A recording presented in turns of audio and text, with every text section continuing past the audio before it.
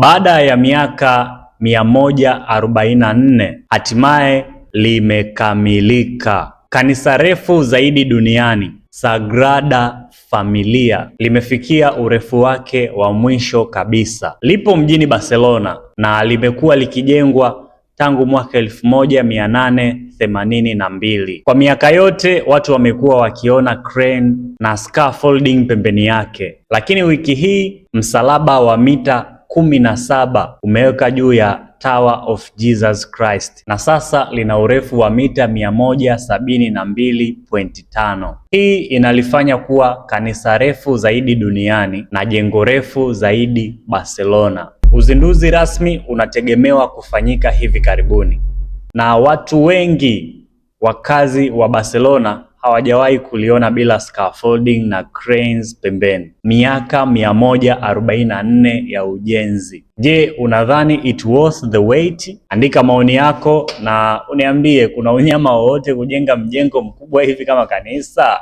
kwa miaka hii yote, au ni I don't wanna say it.